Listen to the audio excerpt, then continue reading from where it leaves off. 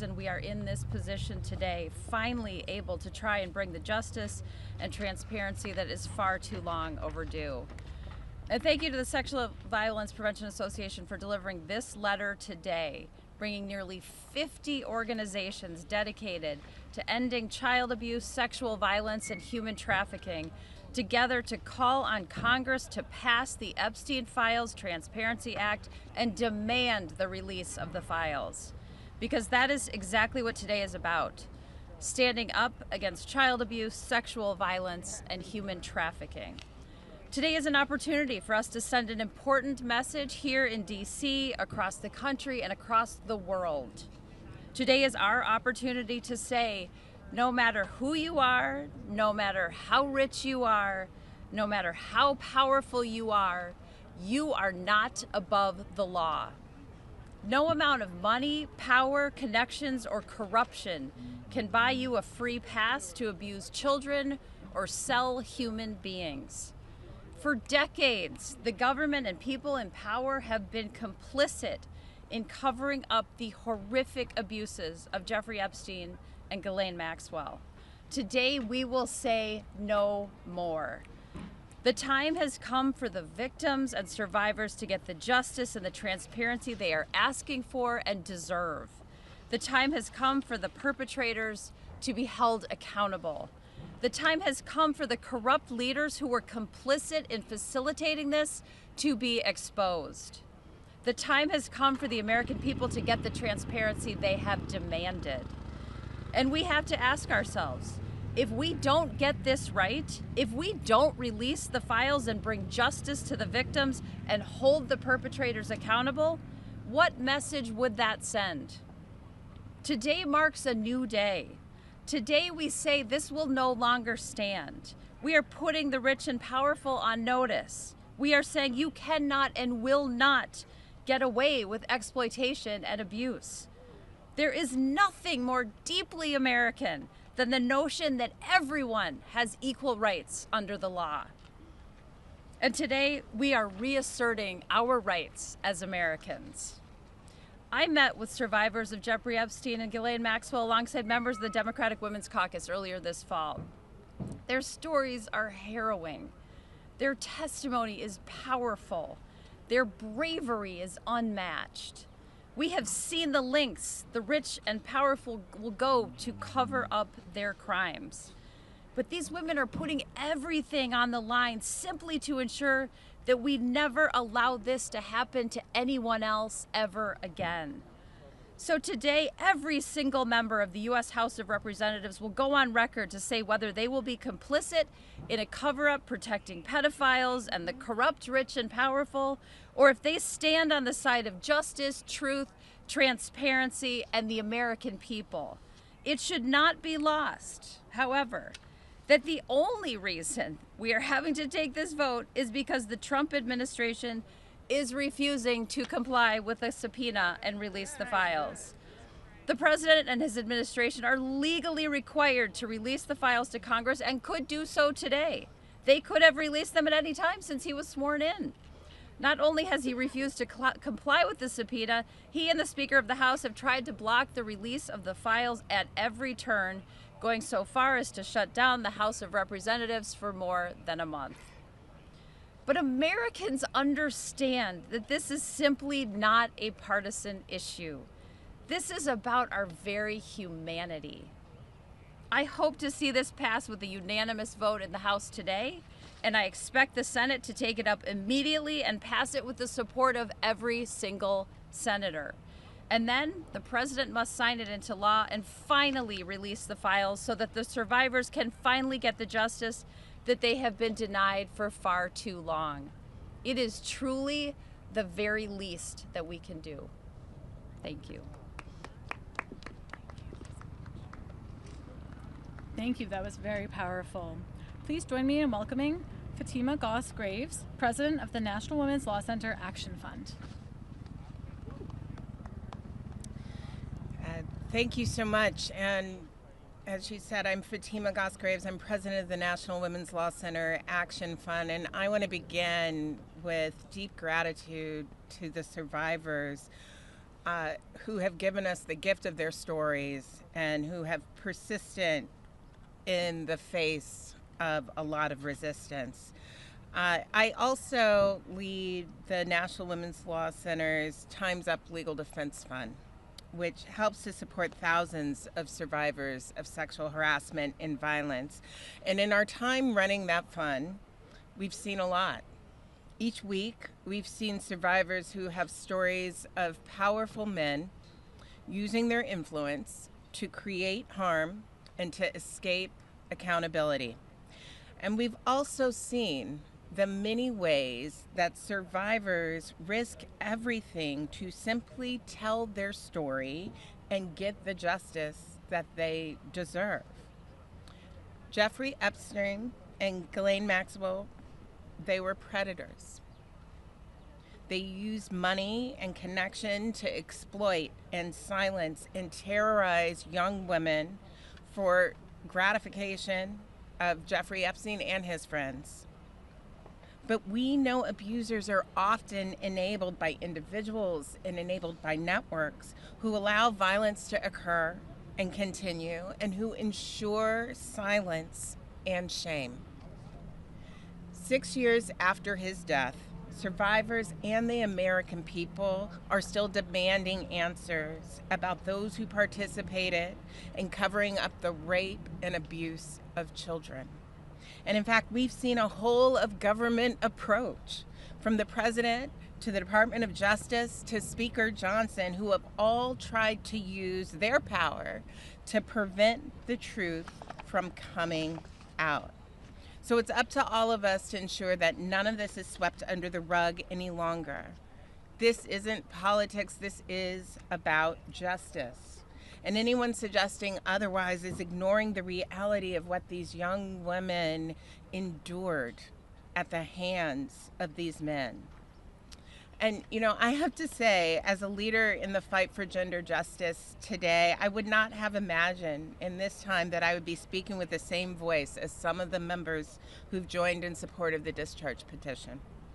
We disagree strongly on many, many issues. And today we are able to all come together and demand the release of information on abuse, especially those who currently hold positions of power. And we agree that people across this country, they deserve to know.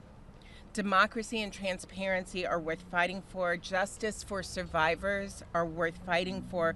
And holding the powerful accountable here, it is worth fighting for.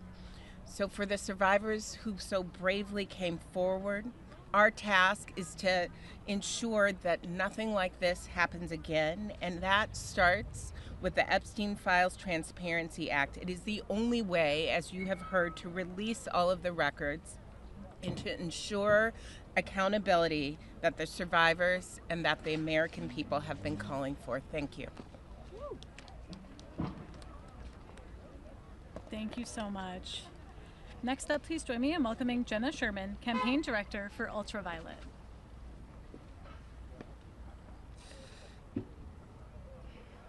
Thank you so much, Omni, for the kind introduction. What an absolute gift and honor to be here with all of you today. My name is Jenna Sherman. I'm a campaign director for gender justice organization Ultraviolet Action. I'm also a survivor and a rape crisis counselor. Ultraviolet Action is so incredibly proud to be one of the 47 organizations, 48 total, I think, signed on in support of passing the Epstein Files Transparency Act. We are deeply grateful to our fellow organizations for staying steadfast in the fight to release all files, even amidst pathetic feet dragging and finger pointing. We are deeply grateful to House leadership and many of the representatives who have spoken today and who couldn't be here for tuning out the noise and doing what is right. And above all, we are deeply grateful for and in awe of every single survivor abused at the hands of pedophiles Jeffrey Epstein and Ghislaine Maxwell. Your bravery, your resilience, and conviction are changing our political reality. Your power is palpable and it is unstoppable. At Ultraviolet, we are so fortunate to work with powerful survivors every single day. And we know that sexual violence is a major health epidemic, one that is far too common and touches all of us. That's right, all of us. Abusers and survivors can be from any political party, ideology, religion, or belief system. That's why we have come together today as a powerful bipartisan coalition to demand accountability for every powerful man and woman, regardless of background or political party, who partook in or enabled Epstein and Maxwell's abusive and criminal enterprise in any way. If there are sexual predators out there grooming and sexually exploiting kids and teenagers, and yes, newsflash, teenagers are children, we, the public, must know. These abusers are rich, they are powerful, and in many cases, they are controlling parts of our country. But we are here to make loud and clear that they are not above the law and that they must pay the price for their crimes. These perpetrators losing their jobs and reputation is nothing compared to the mental and spiritual anguish experienced by the over 1,000 survivors whose lives were irrevocably altered, some of whom we have heartbreakingly lost to suicide.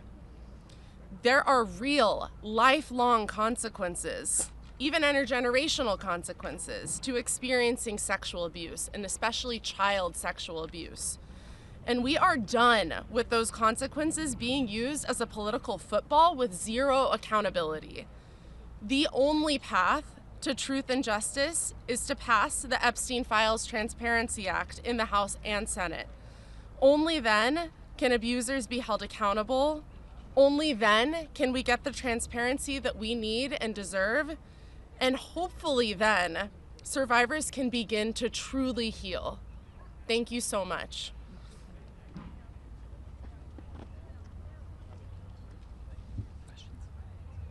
Awesome.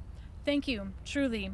Thank you to every member of Congress who is pushing for the truth, to every nonprofit leader standing with us, and most of all to the survivors who continue to show extraordinary courage and resilience.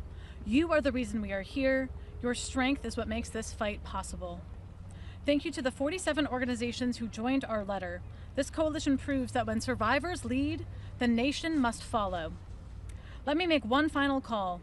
Congress must pass the Epstein Files Transparency Act. The American public deserves the full truth. Survivors deserve justice, transparency, and accountability.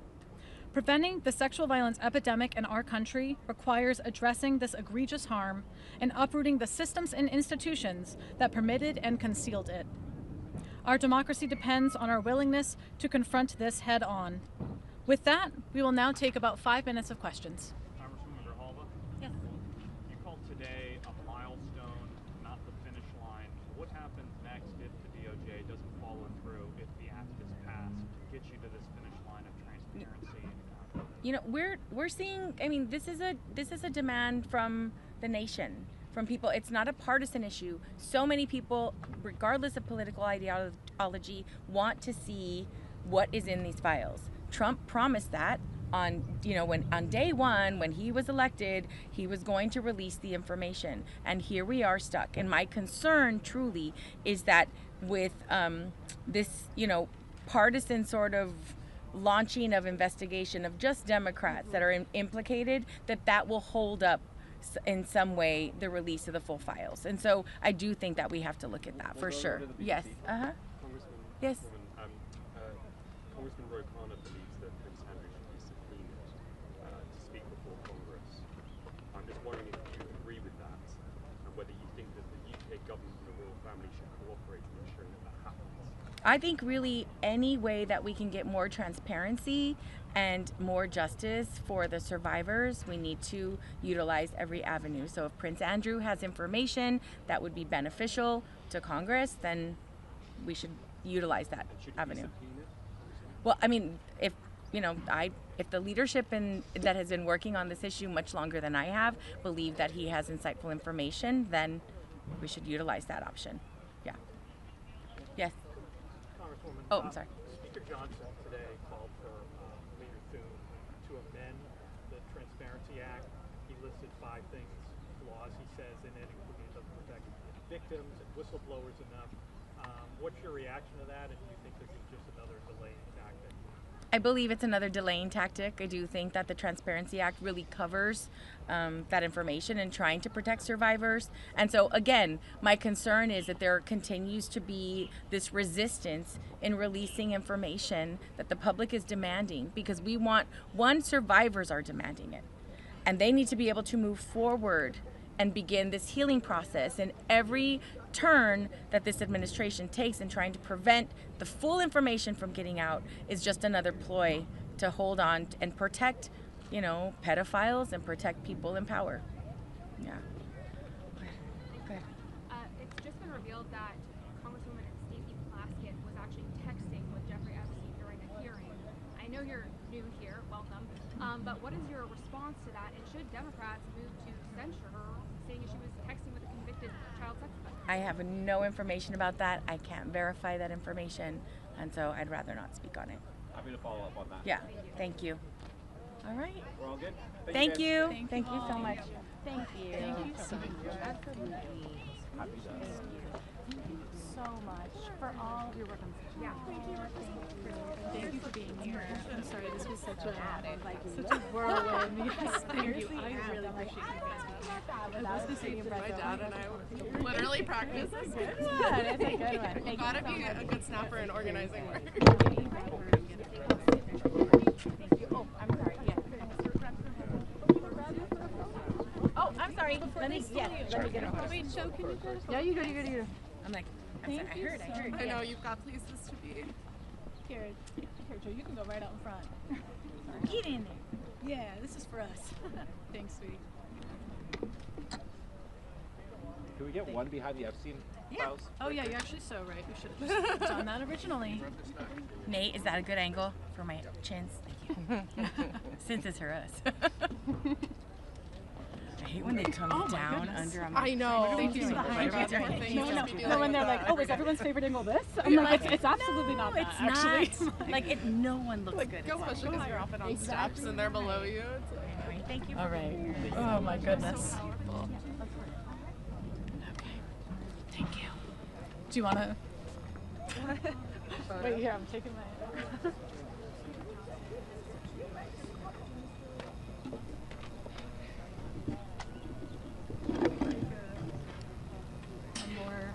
Hopefully one where I look like.